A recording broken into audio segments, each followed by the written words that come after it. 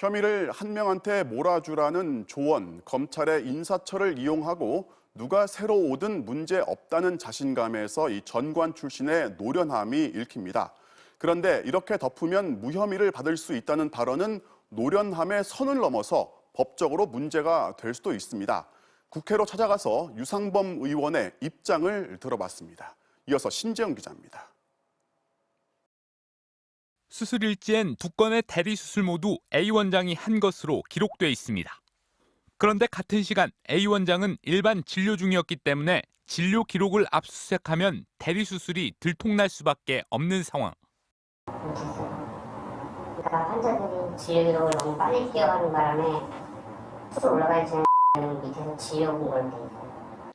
하지만 변호사는 병원장과 관할 경찰서 간 특별한 관계가 있으니 압수수색은 안 할 거라고 자신합니다. 이 병원이 관리이사로 영입한 관할 지역 출신 퇴직 경찰 간부를 지칭한 것으로 보입니다.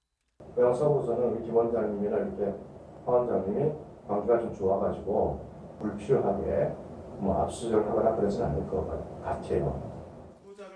검찰에서의 경험으로도 그렇다고 말합니다. 그러니까 내가 수사를 오래 해보고 수사를 하면서 지켜본 방향은 병원 압수수색은 특별한 경우는 잘 안 해. 사실 사람 죽었다고 병원 고소됐을 때 병원 압수수색하는 경우 봤어? 응? 좀 거의 없잖아. 검사장 출신답게 검찰 조직도 훤히 꿰고 있었습니다.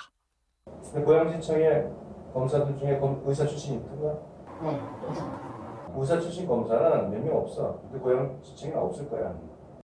경찰과 검찰의 인사 이동 시기를 기다리자. 이 사건은 차라리 경찰에 좀 묵혔다가 현재의 인사 이동이 좀 발생한다면은 상대적으로 나을 수 있지. 그때까지 뒤로 가면 새로운 팀으로 왔을 때는 내려가서. 그러면서 누가 오든 문제없다는 전관의 영향력도 은근슬쩍 드러냅니다. 나을 수 있지만 어쨌거나 내 입장에서는 누가 오든 말이 다 가능하니까 문제는 없는데. 회의 말미. A 원장에게 책임을 지게 하는 게 가장 중요하다고 다시 한번 강조합니다.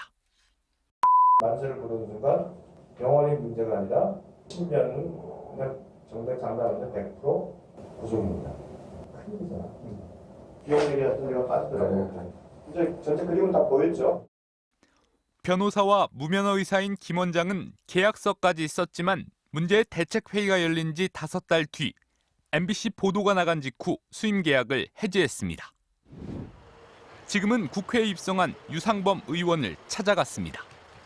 대리수술 은폐 대가로 A 원장에게 상환 페이백, 즉 금전적 보상을 제안한 것을 묻자 그런 사실이 없다고 잡아댔습니다. 대리수술 사실 아셨는데도 은폐를 하시려고 하셨다는 이런. 그러니까 이제 대리수술 누가 했는데 페이백을 줘야 된다 이런 얘기도 하셨다고. 누가 그런 말을 해요? 난 페이백 같은 요구 해본 적이 없어요. 그래요? 무슨 말씀 그렇게 하시는?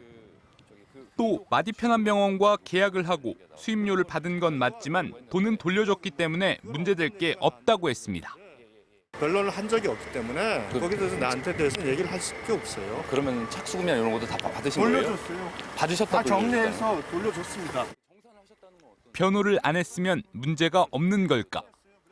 불법으로 대리수술한 당사자를 은폐하고 책임을 떠넘기는 취지의 녹취록 언급들은 범인 은닉 교사죄에 해당될 수 있습니다.